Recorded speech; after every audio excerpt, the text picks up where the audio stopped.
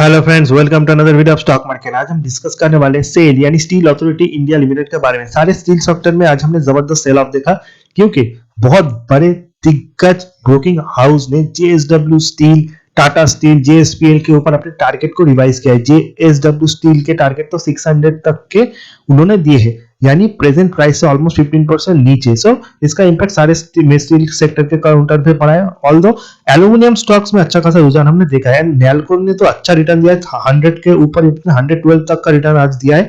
वहां पे सेल जैसे कंपनीज में करेक्शन हमने देखा है। रिसेंटली स्टॉक 120 करीब था, वहां से करेक्ट होते होते 105 तक आ गया है। Although it's a short term impact, क्योंकि एल्यूमिनियम का अगर डिमांड बढ़ेगा तो स्टील का डिमांड ज्यादा बढ़ेगा, क्योंकि स्टील का जो यूसेज है वो एल्यूमिनियम से काफी ज्यादा है। ऑटोमोबाइल सेक्टर हो या फिर नॉर्मल इंडस्ट्री, यानी companies like L and T, IRV infra, जो कि इंफ्रास्ट्रक्चर एंड डेवलपमेंट का काम करते हैं। So infrastructure and development, new bridges, new construction, उसमें स्टील का यूसेज ज्यादा होता है compare to aluminium. So although it's a short term impact, I don't think so कि 600 तक जेएसडब्ल्यू स्टील या फिर और भी दूसरे जो स्टील कंपनी उतने नीचे आएंगे, वहां पे एल्यूमिनियम आउटपरफॉर्म करेंगे, क्योंकि सारे जो मेटल स्टॉक है वो साथ साथ गिरते हैं, साथ साथ बढ़ते हैं। कभी एल्यूमिनियम ज्यादा बढ़ता है, कभी मेटल ज्यादा बढ़ते हैं, यानी स्टील स्टॉक्स। सो इस स्टॉक के ऊपर आपको ध्यान रखना है, क्योंकि ये one of my favourite counter है जिस तरह का इसका परफॉर्मेंस है। सो मेरा टारगेट तो 140-50 का था। स्टॉक ने 100 के ऊपर अच्छा खासा ब्रेकआउट दिया था एंड 120-30 के रेंज पे कंसोलिडेट कर रहा था। रिसेंटली अगर 50 की साइड का 151, सो डेफिनेटली नियर 100 आपको स्टॉक को बाय करना है। आई don't think so short term में 100 को तोड़ेगा until unless मार्केट गिरता है तो, but definitely long term investor के लिए 100 is a very important level जहां पे स्टॉक को बाय करना है। There is nothing wrong. अगर कोविड और लॉकडाउन से एनी अदर रीजन मार्केट गिरता है तो सारे मेटल्स गिरेंगे। ऐसा नहीं कि हिंडल्को नहीं गिरेगी, हिंडल्को भी फिर से 400 आएगा, नैल्को भी 90 आएगा। सो जो गिरे हुए वो कम गिरेंगे, यानी स्टील अथॉरिटी अगर 100 को ब्रेक भी करते हैं तो 90 करीब आएगा, बट डेफिनेटली 10% नीचे ये ज्यादा देर तक आपको लॉस नहीं देगा। सो डेफिनेटली आपको इसकी रेंज के ऊपर नजर रखना है। ऑलरेडी 105 अब तक इसने नहीं तोड़ा। आज का डे लो 104.40 है, बट 5 के ऊपर एट दैट मोमेंट ट्रेड करे 106। सो डेफिनेटली और गिरता है तो डेफिनेटली आपको लॉन्ग टर्म के लिए बाय करना है। सो स्टॉक को अपने रडार पे रखें। आई एम नॉट सेइंग दैट आज ही बाय कीजिए, क्योंकि जो करेक्शन है थोड़ा और चल सकता है। मे बी टुमारो स्टॉक 2-3% बढ़ जाए यहाँ से, या फिर मार्केट करेक्शन में ये और नीचे आ जाए। सो नियर 100 आपको बाय करना है। सो स्टॉक को अपने रडार पे रखिए, that is important. Market cap 43,000-44,000 crore के आसपास है। Look at the price to earning ratio 3.32, look at that.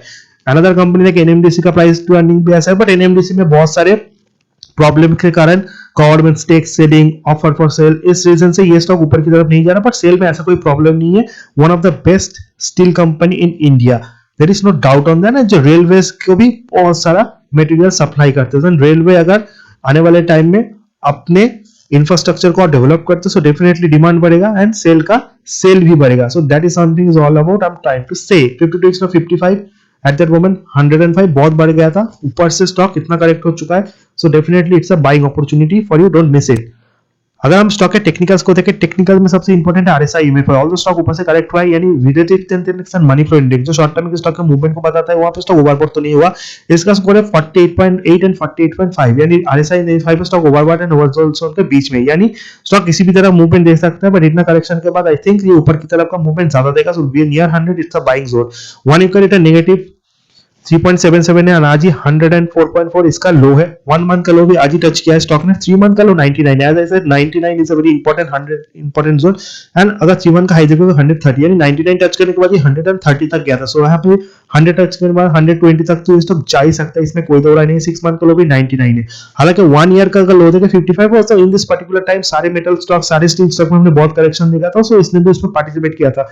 But अगर वहां से इसका मूवमेंट देखोगे, सो 1 ईयर में ये स्टॉक 55 से 151 हुआ था। सो वहां से अगर आधा गिर जाता है, आई एम नॉट सेइंग दैट ये और नीचे नहीं गिर सकता, बट इंडिया के मार्केट को भी और नीचे आएगा, यानी 100,000-2,000 पर निफ्टी करेक्ट होता है। सो इसमें भी 20-30% करेक्शन हम देखेंगे, बट अंटिल एंड अनलेस इसमें उतना करेक्शन हम एक्सपेक्ट नहीं कर रहे हैं। 9900 is a buying zone for long term holder investor as well.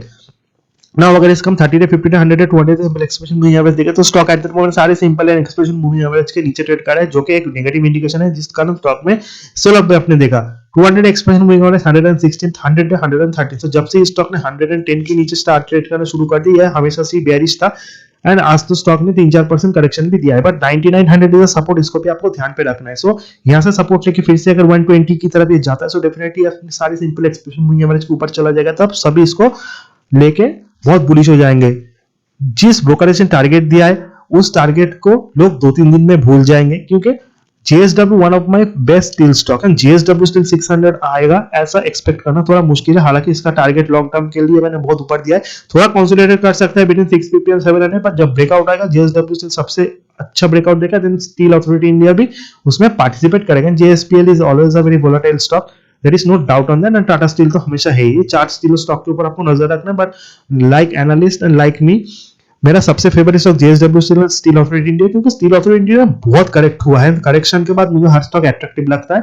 So at that moment steel के ऊपर आपको ज्यादा फोकस करें कंपेयर टू एल्यूमिनियम, क्योंकि एल्यूमिनियम अगर यहाँ से बढ़ता है, क्योंकि ब्रोकरेज का टारगेट एल्यूमिनियम को बस ज्यादा है।